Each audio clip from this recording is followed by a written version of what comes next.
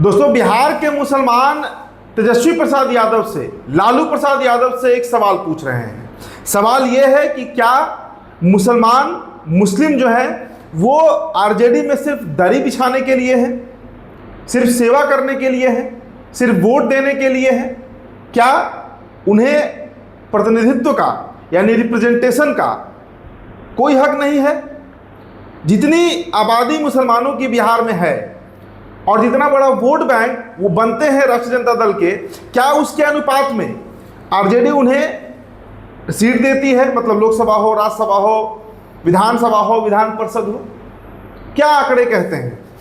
अब लोकसभा अभी रिसेंट में जो चुनाव हुआ, जो साल भर पहले चुनाव हुआ है, उसके आंकड़े को ही उठाकर देख लीजिए दोस्तों, तो 14% यादव जाति के लोगों को 10 टिकट दिया गया, 5% कुशवाहा जाति के लोगों को 7 टिकट दिया गया और 17% मुसलमान जो हैं, जो बिहार के सबसे बड़े वोट बैंक हैं, सबसे बड़े वोटर हैं, उन्हें महज 1 टिकट।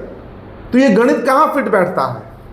और इसको लेकर खासा नाराजगी बिहार के जो मुसलमान हैं उनमें देखने को मिल रहा है। जो अलग अलग सर्वे एजेंसीज हैं वो भी इस बात की पुष्टि कर रहे हैं कि इस बार एक बड़ा माइग्रेशन मुसलमानों का AIMIM की तरफ हो सकता है।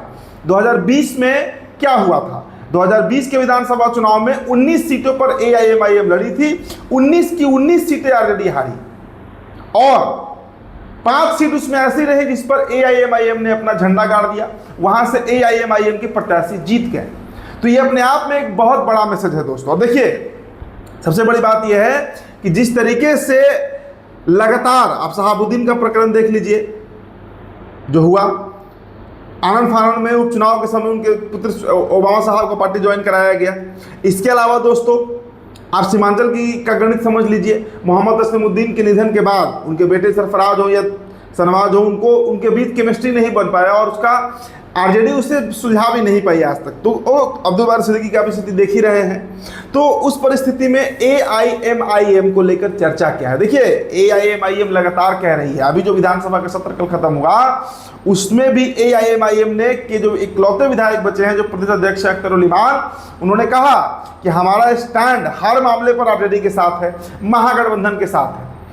असदुद्दीन अवैसी ने तो कई इंटरव्यूज में कहा कि बिहार में हमारा ऑफर है आरजेडी को कि अगर हमें सीटें दी जाएं तो हम महागठबंधन का हिस्सा हो सकते हैं, और अगर AIMIM महागठबंधन का हिस्सा होती है तो कांग्रेस है, राजद है और AIMIM मिलेगी तो बिहार का 17% जो वोट बैंक है वो एक मुक्त महागठबंधन को मिल सकता है। लेकिन हर एक कंडीशन पे तेजस्वी तैयार नहीं है। तेजस्वी को यह स्वीकार ही नहीं है कि उनके अलावा या उनकी पार्टी के अलावा बिहार में कोई मुसलमानों का नेता बने, कोई मुसलमानों की पार्टी बने। एक तरीके से कहिए तो उनके वोट बैंक पर खतरा भी है, लेकिन धीरे धीरे ही सही वो जनाधार खिसकते जा रहा है। और देखिए, बिहार के मुसलमानों को विकल्प के तौर पर, एक ऑप्शन के तौर पर, एक बहुत उनके हक हुकूक की बात करने वाली पार्टी मजलिस जो है, AIMIM जो है, वो अब खड़ी हो रही है। धीरे धीरे ही सही उसका जनाधार बिहार में बढ़ रहा है। और सबसे जो बड़ा इलाका है जहां AIMIM के मतलब प्रत्याशी इस बार चुनाव लड़ेंगे वो सीमांचल का इलाका है दोस्तों। सीमांचल में हमने ठाकुरगंज का स्टोरी किया था, किशनगंज का स्टोरी किया था, बहादुरगंज का स्टोरी किया था, जहां से असदुद्दीन अवैसी ने अपना प्रत्याशी तक खड़ा कर दिया।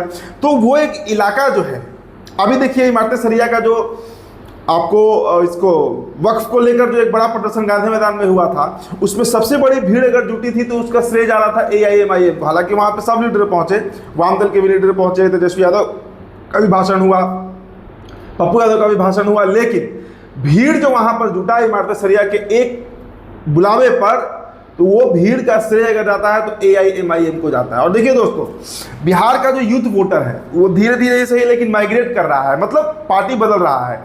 जो बूढ़े मुसलमान हैं वो भले ही आरजेडी के साथ आज भी टिके हुए हैं, लेकिन जो फर्स्ट टाइम वोटर हैं, जो यूथ वोटर हैं, जिनकी आयु 18 से लेकर 30 के बीच है, उनका एक बड़ा रुझान जो है वो अब धीरे धीरे AIMIM की तरफ देखने को मिल रहा है। मतलब असदुद्दीन अवैसी एक ऐसे फैक्टर हैं जिनको दरकिनार करके बिहार में तेजस्वी प्रसाद यादव सत्ता में तो नहीं पहुंचेंगे। और इसके कई उदाहरण हैं। लोकसभा चुनाव में भी अगर आरजेडी को डैमेज हुआ तो उसके पीछे कारण यही था। और देखिए सबसे बड़ी बात यह है कि बिहार में जो मुसलमानों की आबादी है उसके अनुपात में अगर टिकट आरजेडी नहीं देती है तो मुस्लिम समाज जो है, और देखिए भारतीय जनता पार्टी हो, एनडीए गठबंधन हो, उधर तो वो मूव करेंगे नहीं, तो एकमात्र विकल्प उनके लिए बच रही थी आरजेडी। लेकिन अब आरजेडी की तुलना में एक बड़ा विकल्प जो है, और सबसे बड़ी बात समझिए, एक और फैक्टर यहाँ पे काम कर रहा है, वो फैक्टर ये है कि मुकेश सहनी जैसे नेता जिनका जनाधार ही बिहार में 1.5 से 2% है। आप 2019 का लोकसभा चुनाव उठाकर देखिए 1.5% वोट उनको मिला था। 2020 का विधानसभा चुनाव उठाकर देखिए करीब 2.25% मिला था, और उसी के आसपास उनको 2024 के लोकसभा चुनाव में मिला है। मतलब 1.5 से 2% के बीच में जिस नेता का वोट बैंक है मुकेश सहनी का, उन्हें राष्ट्रीय जनता दल 30 से 40 सीट देने तक की बात कर रही है।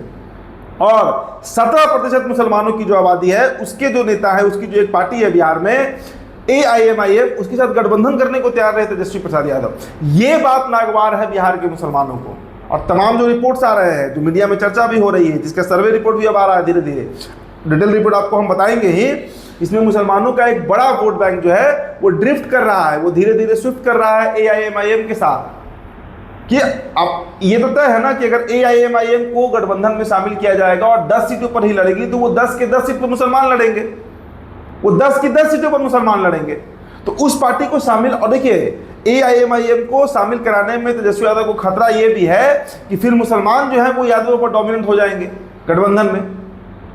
जबकि दोस्तों एक बात आप गौर कीजिए, मिथिलांचल का आप इलाका पकड़ लीजिए, आप मधेपुरा सीट पकड़ लीजिए, आप मधुबनी पकड़ लीजिए, दरभंगा पकड़ लीजिए, अच्छी खासी वहाँ पर यादवों की आबादी है, अच्छी खासी। लेकिन फिर भी ये सभी सीट बीजेपी जीत जाती है, क्योंकि मिथिला के जो यादव हैं वो राष्ट्रवाद और हिंदुत्व के नाम पर वोट करते हैं। लेकिन जो मुसलमान हैं वो आज भी सेकुलरिज्म के नाम पर, समाजवाद के नाम पर वोट करते आ रहे हैं, लेकिन उन्हें टिकट ही नहीं दिया जाता है। खगड़िया देख लीजिए, रडिया देख लीजिए, कई सीटें हैं भाई, करीब 7-8 लोकसभा सीटें हैं, करीब 70 से 80 विधानसभा सीटें हैं जहाँ पर यादव डोमिनेंट फैक्टर है, लेकिन वहाँ बीजेपी जीतती है। तो मुसलमानों के बीच ये मैसेज भी जा रहा है कि धीरे धीरे ही सही उनका जो रिप्रेजेंटेशन है, जो जनप्रतिनिधित्व करते रहे वो पहले लालू के समय में, लालू यादव के समय में, वो अब तेजस्वी एरा में, तेजस्वी काल में खत्म हो रहा है। और ये एक बेहद खतरे की घंटी भी है तेजस्वी प्रसाद यादव के लिए, क्योंकि उनके विकल्प के तौर पर असदुद्दीन अवैसी यहाँ पर, देखिए असदुद्दीन अवैसी ने एक बात बड़ी डंके की चोट पर कही है कि 50 सीटों पर वो चुनाव लड़ेंगे। और दोस्तों पिछले बार वो 19 पर लड़े थे तो कितना बड़ा नुकसान आरजेडी को हुआ था, महागठबंधन 110 पर जाकर रुक गई थी। अगर अवैसी साथ रहते तो शायद बहुमत मिला होता और तेजस्वी प्रसाद यादव CM बने होते। तो इस बार क्या फिर से तेजस्वी प्रसाद यादव के रथ को अवैसी रोकेंगे? क्योंकि जितने अग्रेसिव तरीके से उनकी पार्टी काम कर रही है, सीमांचल में नहीं, आप तिरहुत के इलाके में देख लीजिए, ढाका से राणा रंजीत सिंह है, AIMIM का झंडा बुलंद किए हुए हैं।